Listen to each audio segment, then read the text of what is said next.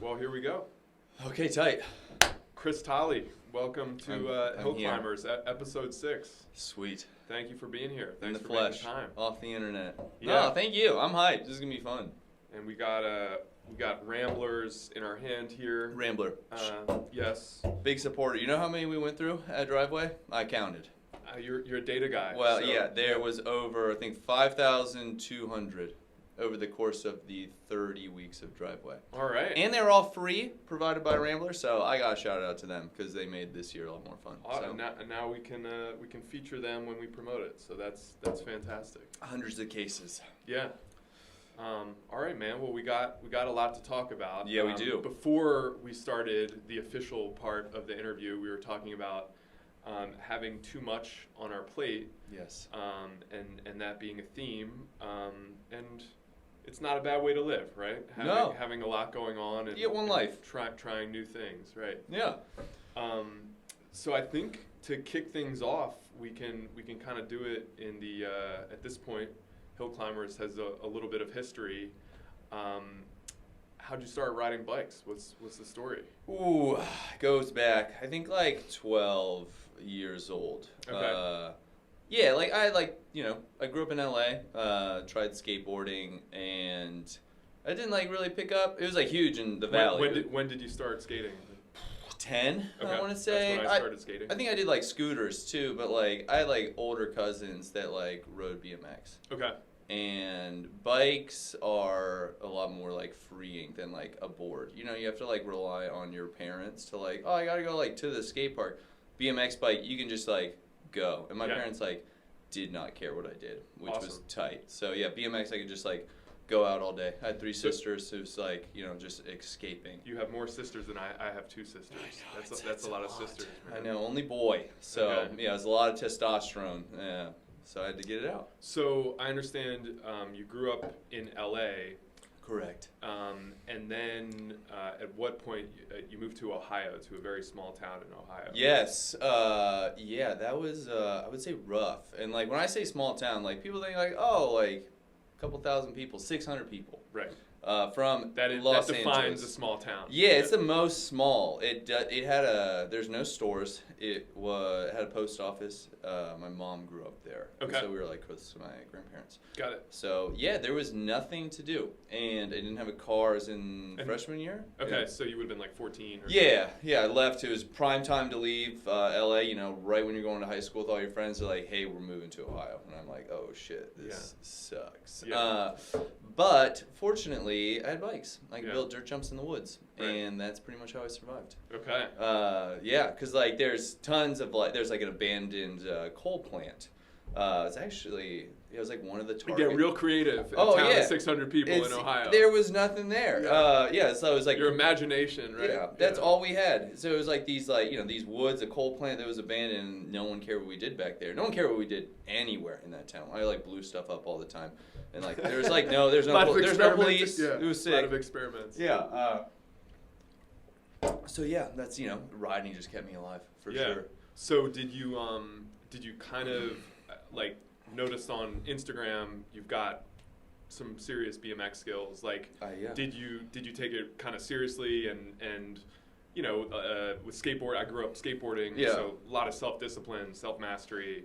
Was that part of it for you, learning tricks, getting good at BMX when you were younger? Yeah, for sure. No, it's definitely a lot of, it's weird because it's BMX is the most undisciplined group of people, but to get good you have to be disciplined. It's very strange, but I honestly credit it to moving a lot because I had to restart friends a lot, and but the one thing that was a constant was bikes. Yeah. So it's just oh well, it's as long as I have this, I'm good. You get some social capital. It's oh, this kid can ride his BMX. Yeah, or it's I didn't even care about that. To be honest, I was as long as I can ride my bike, I was alone, riding skate parks, digging trails by myself. I didn't care, and there wasn't a huge scene until I got to Columbus. Of other BMXers, so I was just by myself, but I had bikes, and that was fine. So Awesome. it's I could spend all day, every day riding and digging, and that's what mattered. So it was cool. And that's one way you get good at it. And so Yeah. this was a question I was excited to ask. So again, I grew up skateboarding, And actually, the Hill Climbers logo is inspired by my local skate shop in Philadelphia. Oh, hell yeah. So the next episode we're going to do is the story of the skate shop and the logo, and I actually interviewed the skate shop owner. But my question for you was going to be, how do you think skating? So skateboarding is very, very hard, technically very hard. Yes. I always looked at BMXers. I was like, that shit looks harder than skating. Would you agree? How do you compare them? It's tough. I feel like I'm gonna get shit for like any comparison I draw or like saying like one's harder than the other. Okay. But I like hanging out with a lot of skaters. I mean, I was like at riding Mueller skateboard this morning, and Nice. like some of the stuff they're doing, I'm like, how does that like happen? Because like for me, you have a lot more control with the bike because like you're attached to it in like more places. But it's also like more work to move around. So I don't know. It's like technically I do think skating's harder, but at the same time, BMX is There's something scarier about it. You've got this large piece of hardware that's traveling with you. Yeah, and it like hits you. I mean, my shins are a testament. Like Yeah. it looks like I have just been like mauled. But yeah, and so you also like go higher, and you usually jump down bigger stuff. Like there's like a limit to what skaters can do. I think it's like 24-foot draw. So BMXers have like gone beyond that. Yeah. Also like trails. I mean, the biggest set of trails. I mean, one of the biggest sets in the country is actually like in a park. I won't drop the park name, but those guys are going like 30 feet at like 35 miles an hour over like 40-foot gaps. Yeah. It's like it's instant. I mean, they have a jump that it's called speedball, but like multiple people get concussions there like all the time. It's just and again like gnarly. there's some like Danny Ray and Tony Hawk. Those guys like did those huge jumps, but that was a closed court. Like there's something gnarlier about doing it in the woods with. It's like a punji pit below you too. Yeah. Like there's literally like just tree limbs sticking out, like rusty stuff everywhere. Right. But at the same time, like BMX is like there's so many disciplines to it. Where it's like there's like technical street, there's dirt, there's like Freestyle. I mean there's this guy like R. Willie who's just like doing like circus tricks and on these like massive ramps that like were like he's invented like probably like 10 tricks in the last like 5 years or less than that. And yes, there's like so many disciplines, but yeah, skating, I don't know, it's like it's so gnarly though. I see dudes in like Portland shredding bowls and I'm like that's the sickest thing. They're going huge. So yeah. It's tough, but yeah, both take a lot of time and discipline. Yeah. And in just being insane. And harder than rollerblading. Yeah, I mean, well, dude, I'm throwing respect. Like I used to be. I'm just talking shit. Oh no! It's like I get it, but like also like the rollerblading so hard. I've seen like kids at skate parks just like blow their ankles out, like, and they're going down like they'll do the biggest handrails out of anybody. It's rollerbladers, and like. But the thing's attached. So, oh yeah, the thing's attached for sure. And like then there's like the argument with like scooters. For me now, I have to respect everybody who's like doing something like gnarly where you could get hurt. Like if you fall down a 40 set of stairs on a pair of rollerblades, like you're going to the hospital. It's just like, and a lot of people aren't doing that. So it's like A for effort. Yeah, A for effort for sure. I'm like giving everybody cred these days. It's hard out there. I appreciate the positive perspective on that. I try to be positive. So we touched on BMX. Yes. What were you into as far as other stuff? Music. Any other sort of like passion? What were you like as a kid? Oh man, as a kid, I mean, I played like football and stuff. I think like my mom really wanted me to do that.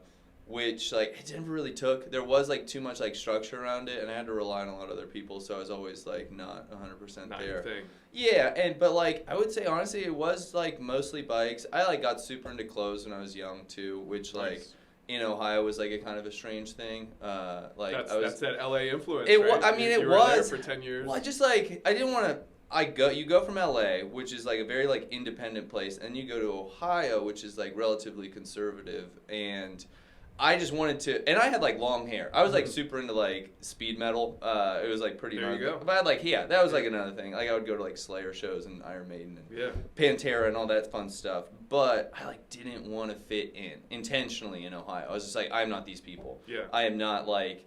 I don't go hunting. I don't do all this stuff. Now it's like it'd be funny because my perspective on like so many things have changed. But yeah, back then I wanted to like stick out, so I like just like found clothes. 10-year-old you, 12-year-old, he was making a stand. Yeah. I was making a stand. It was weird. But I was like, it's like I want to go like thrifting and find like weird clothes. And then that like turned into like somehow high fashion. I ended up like working in a Barney's for a couple of years nice. after college. Yeah, it was a weird, wild experience. Where at Barney's? Like a retail location? Retail, men's designer, Copley Place. R.I.P. Barney's though. They went under. Pre-pandemic though, so they got out before They got tough. had a great.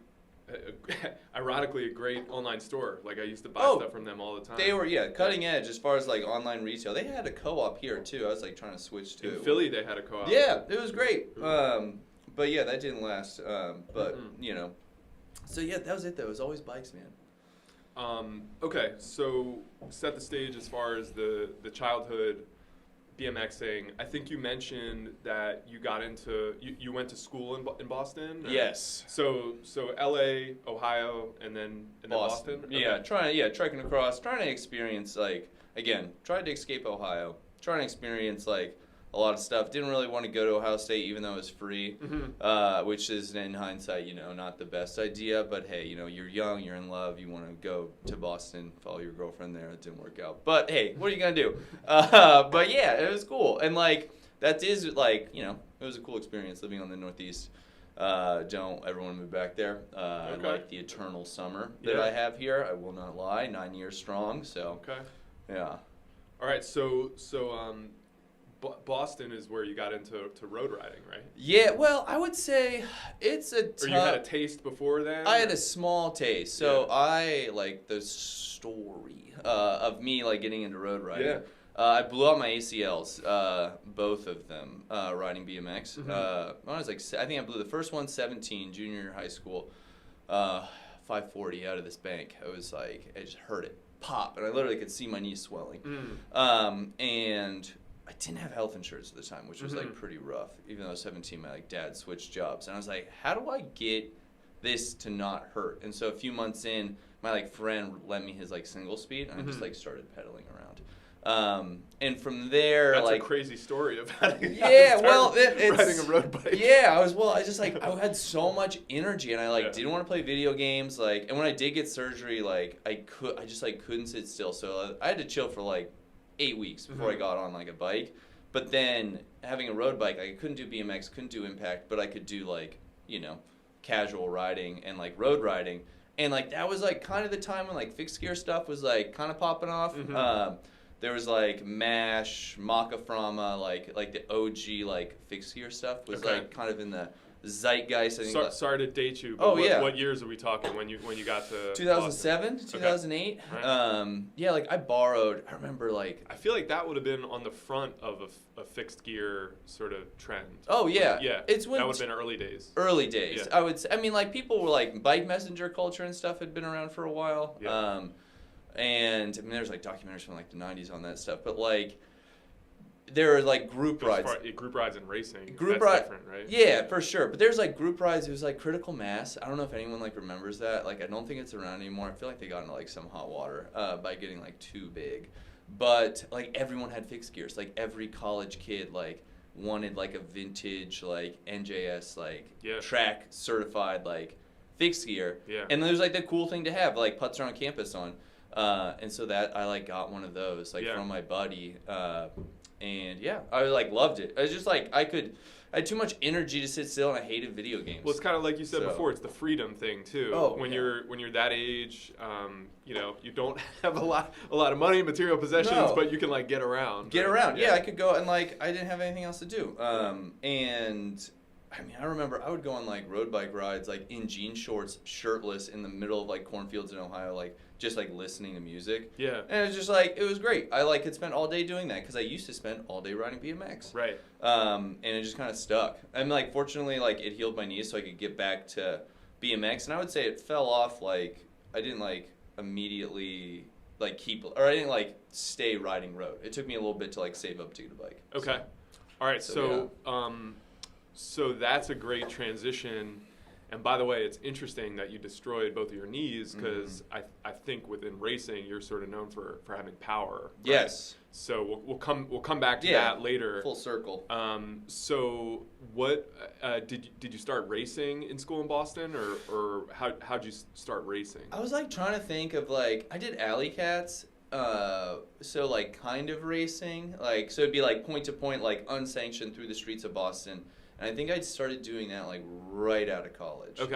Like I was like, I had to like pay my way through school, so I had like zero time to like I could ride, but like I couldn't make races on the weekend. I was always working. What'd you do for work? Sushi delivery driver. All right. Oh yeah, it was like it's like school. You've got a lot on your resume. Oh already. yeah, I mean I'm sure I can't even remember the name of the places I worked at. That was like like everyone had like an app that you could just go to, like in electric scooters. Like I don't even know if like people do car delivery in Boston anymore. But I did it through like 6 winters, so many blizzards, but. Yeah, that'll leave an indelible mark on you being a delivery driver in a Boston winter in Somerville. I don't know if anyone's been. It's like the roads are like just straight down. It was like, but it made me a strong like road racer. I won't lie, because I picked up some bike skills. Well, it's just like I wanted to take KOMs on Strava, and like they're all just these steep hills, and I would just like hit them as hard as I could on a fixed gear. It was sick. Delivering sushi. Well, I would sometimes do it on my bike, but like a lot of times I did it in my car. Right. Because it was I would what do you call it? It would be school. I would go home. I would drive across town, go deliver sushi, get off to homework, and then it was rough. But hey, we did it. I'm out. That's hardcore, man. Yeah. But yes, it was. I don't know where I was. Where all this is going. So my question really for you is, how do you transition from the single speed fixed gear and onto road racing? So man, I want to say I got my first. I mean, it was roommates that got me into it. You said you were saving up for your bike. I was saving up. Like at first, like wanted to get like a really sick track bike. And I would do like 100-mile like rides on a track bike throughout Boston. It was like hilly, but like not unmanageable. And then my roommates were like super into cyclocross, which is like huge in the Northeast. And they were like, Chris, you gotta try racing. Like, we'll get you a road bike. And they actually started like a Renegade crit in the Boston's like South End area. It was like around this. I forget what the name of the factory was, but we call it like Blue Falcon. Was like the crit in like open roads. Like there'd be like the periodic semi that would roll through, but like everyone just kind of went around it. I started doing that on a fixed gear, and then I finally got a road bike, and they took me to like my first like race. It was so weird. I think I was out the night before at a warehouse rave, and I was there till like 5 a.m, and then. And you're like 20 years old, 20. No, I'm like 25 at this point. Right. I think. This was 2014. I think I was 25. And I'm like, okay, it's like I gotta wake up at like 2 hours later, 7 a.m. I'm a Cat 5. My race is first.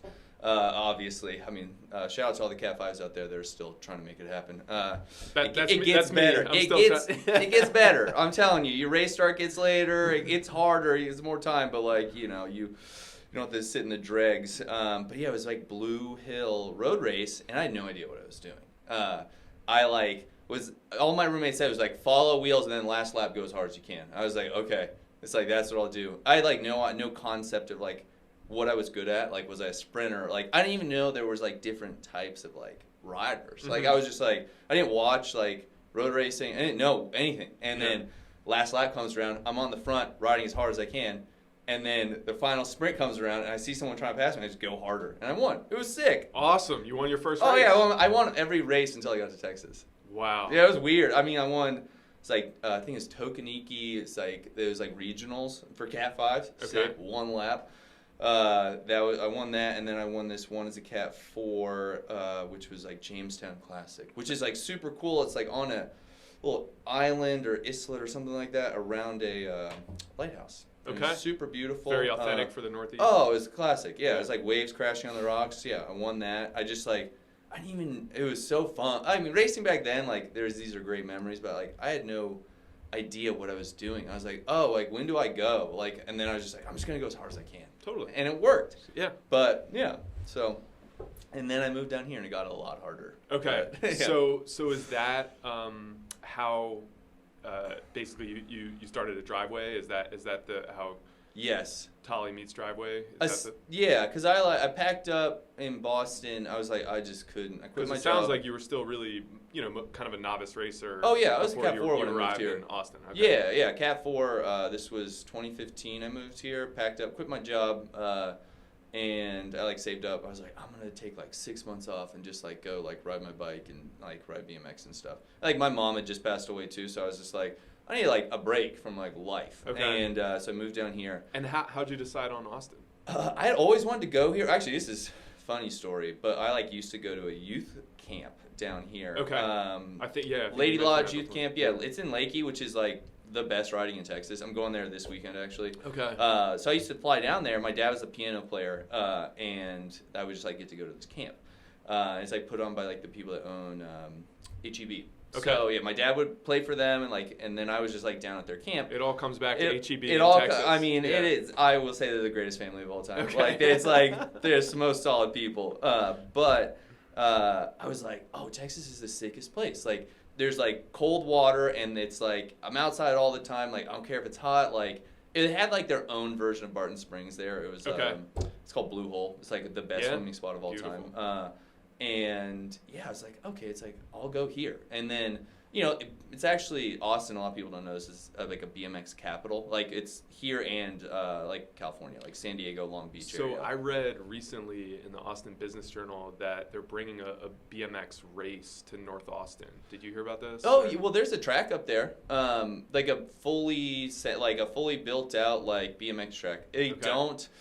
Honestly, BMX racing it's definitely a younger, I would say, 12-year-old and sort of thing. It's kids do it really young, younger okay. than they would do road racing. A lot of juniors will come from BMX, from what I've seen. I did not know Austin or this region was a mecca for. Oh yeah, BMX. We had. This was super gentrification Austin.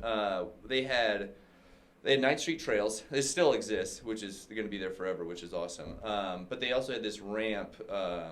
It was owned by the BMX company called Terrible One. It was on the east side. It's now a condo, Right. And everyone had backyard ramps. There were sets of trails everywhere. There still are. They're just they're just kind of getting pushed out a little bit more. Yeah.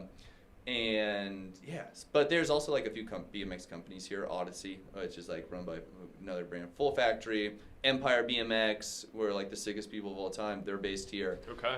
Yeah, so it's I knew I didn't know anybody here. I was just I have a bike and I have I know there's BMXers here, so it'll be fine. And that's fun. Yeah, that's it. Yeah, that's all I needed.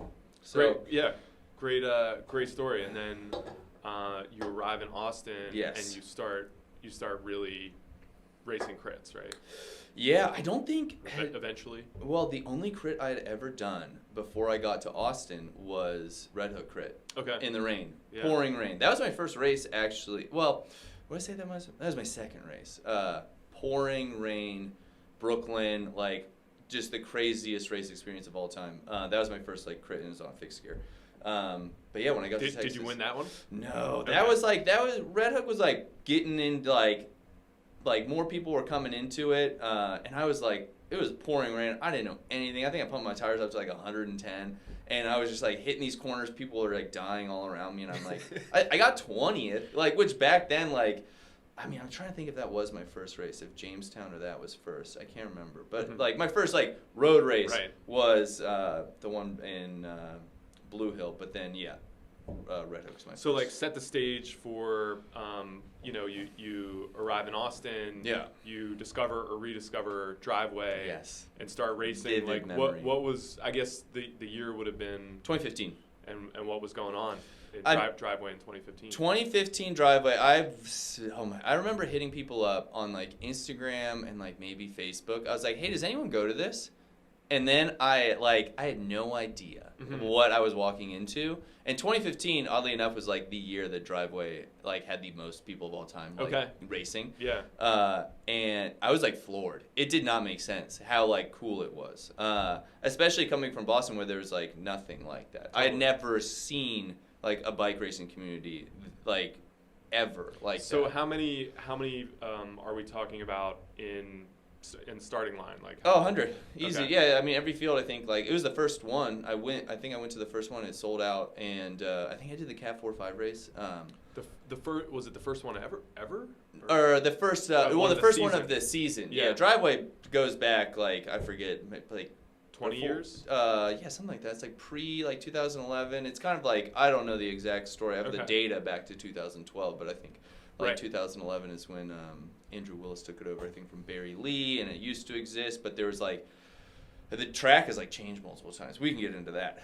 It's fun, the history of Driveway. But so like 100 in the field in any given race. Was there a decent crowd of supporters and sponsors? Everyone's drinking. It was nuts. Right. It was like a party. It was a party. Someone described it to me the other day as like a carnival. And I was just like, yeah, that makes sense. Like a bunch of like sweaty people like in spandex and like hooting and hollering, and there's like inflatable thing. I'm like, yeah, it's like, it is a carnival. Yeah. It's just, or a circus. And we can talk about this as well. Austin was probably a little bit different 8 or 9 years ago. Yeah. Yeah. Austin, I mean, it's pretty wild to like see a city going through like a gold rush sort of thing, like where everyone's flocking here. But yeah, back then it was a little more like, grimy in like a fun way. Yeah, it's like you could go, like now it's like you don't go to like backyard like parties during South by, like everything is some branded event like put on by like a vodka company or something like that. But it is what it is. Those times like they can't last forever. Yeah. You want them to, but it's different. So can you tell me about your history racing at Driveway? I mean, some sort of successes, some maybe failures. Oh, yeah. What are Driveway. What failure. are some what are some memories that you have from racing Driveway? No, I mean, it's funny because like all the people that I like raced with then are like still racing. We've all kind of like come up through the ranks. But I remember racing the 4-5 race, first race ever. And I think it might have been Mike Reyna. God bless him. But like I think he went down in front of me off of somebody else's wheel. And then I like bunny hopped over him. And then that was the end of my race. I was just like, but it was like 2 laps to go or something like that. And I remember in my head, it's like, I'm not doing the 4-5 again. I'm going to just do the 3-4. Like, I'm too strong for this. I was overconfident. But yeah, I mean, I was out there. I mean, I would love to like look back at my like race history because I have all that data now. Find myself. But yeah, I raced like every week. And I loved it. It was so fun. And like I figured out, I was like, oh, I'm a sprinter. Like, that's like what I was good at. And I did like the early season stuff, like pre-Driveway, like Lago Vista. Yeah. I think I missed Pace Bend because I didn't understand what it was. It was like back then it was really hard to figure out like, and still kind of is, like what are the big races, like what's everyone going to, like you do have to rely on like social media and be in the community to kind of figure that out. Totally agree with that. It's and even just going sometimes the bike reg like landing pages, they're not that helpful. It's trash.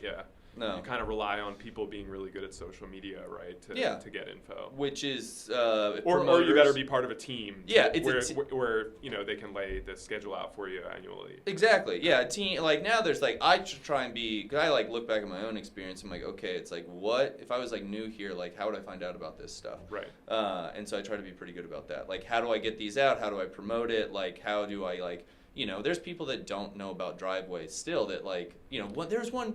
I think a lot of people that are mostly more casual cyclists like don't know about it and would love to just show up and experience it and hang out. Yeah. I mean that's how like you get started in racing. Like it's like a fast group ride, like, and then you're like, oh, what's this? And then like there's like several steps to like get to be a bike racer because like not everyone starts as like a junior and because their dad was in it, like which is like like a path a lot of people take, especially when they're like really good, but. Yeah, it's like you find out about bike racing like, you can in your 30s and like start. You can start racing in your 40s as a master. It doesn't matter, which is tight. You can still be competitive like, at whatever age. It's awesome. So one of our past guests, Caitlin Cash, mentioned that she started racing because of the mentoring program at Driveway. Can you share a little bit about that? Yeah, and we actually still have that going on. That's a huge shout out to the Lead Out Foundation and Carla and the team over there because they do not only like our officials and stuff like that at the Driveway, but also mentors during racing. So like people that like hang like towards the back of the race and kind of like coach people through things. like, you know, what to do. And they also help me out with crashes and things like that. But they run like clinics as well, which is a great sort of like funnel for people that are like, you know, race curious. Yeah. And aren't necessarily like, you know, ready to just jump in a race, like, and don't have like, you know, like me, like a roommate just yelling at you to go do it. It's just like, oh, what is this? Can I do it? Like, will I like it? Yeah, I mean, there's like a direct correlation between like number of clinics you run and like number of like new, what do you call it? USAC, like licenses. Registrations. Yeah, exactly. Yeah, that, and I think this is a really important topic because we're here today to talk about Driveway and your leadership, and the way the thing grows is through, you know, new faces and people coming back to race, you know, weekly and yearly. Yes. We have a lot of rebuilding to do post-pandemic. Right.